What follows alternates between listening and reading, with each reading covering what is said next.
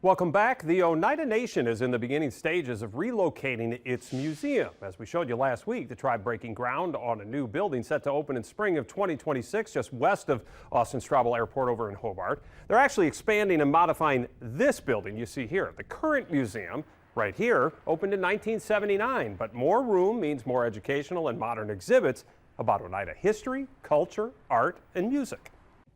And we welcome in Stacy Kuhn. She is the Oneida Museum Director. She will be in charge of this project and overseeing it once it's fully complete. But how long has this been in the works, Stacy? When did you folks realize you'd really outgrown your current facility? This project, this endeavor, is about 20 years in the making. Really? Yes. We had a community member about 20 years ago who was she actually was over cultural heritage, which is the department that the museum is under. And she had realized that we then 20 years ago were already outgrowing this current museum. And so she was the first one to kind of put in that proposal and that request that we needed a new cultural center. All right, so the exhibit area that you can go from, the reason behind this, and if anybody goes to newer museums, they see what's really important and attracts people, right? It's these modern displays, it's these interactive displays, but it's also space and the way that space is used. So give our viewers some understanding of just how big of an expansion this is going to be. So the entire exhibit space is going to include a temporary gallery space, and that temporary gallery space is going to be around 1,400 square feet, and that is for traveling exhibits, any exhibits that we have from other institutions that would want to loan us their exhibits for a temporary amount of time. That's why it's called a temporary gallery space.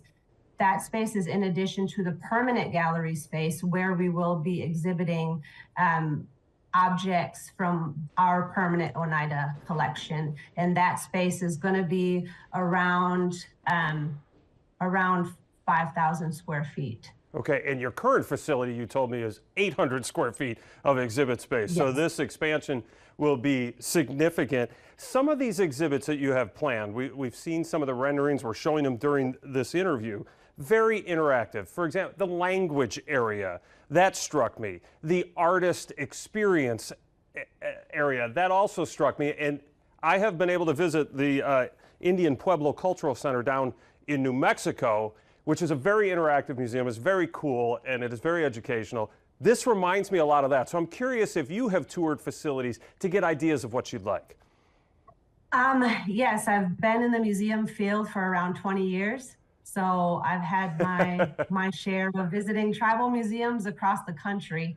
And so it was definitely, pretty easy for me to, once we kind of started with the conceptual plans, to understand and know what I felt like we could use to help tell our story. And in addition to that, as you said, we have a reading/language nook, and that is in the conceptual, where you're seeing visitors are going to have the opportunity to hear our language, interact with the language in different ways, whether that's through a game, through audio, through video, hearing stories. We also have a multi-purpose room, which I'm not sure is in the conceptuals, but the multi-purpose room is going to be where we can have presentations, we can do storytelling, and we can expand our programming in areas where maybe in the exhibits we only told a little bit about.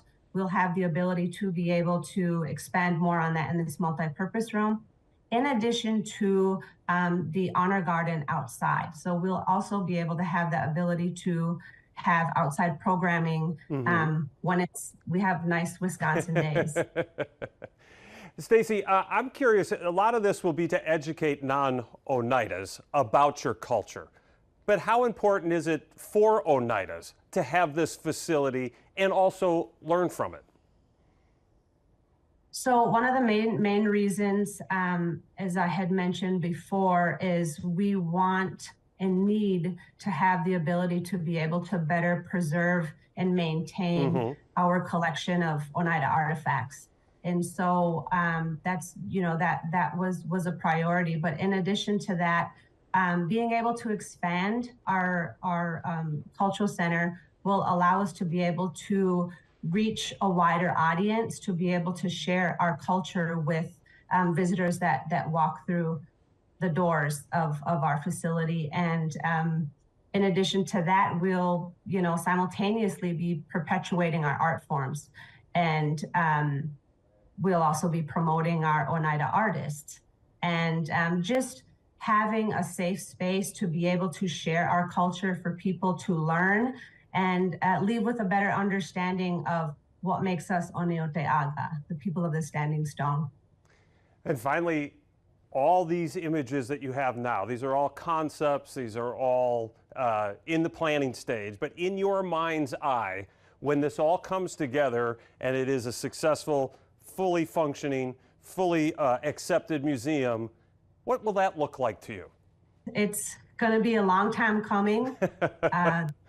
Like I said, in addition to that, as I said, a community member 20 years ago had this in her mind, and I'm just thankful to be able to be the conduit to help move this forward. And a lot of tribal members in our community had their hand on this project at some point or another in these last 20 years. So it definitely is taking a community to see this cultural center open.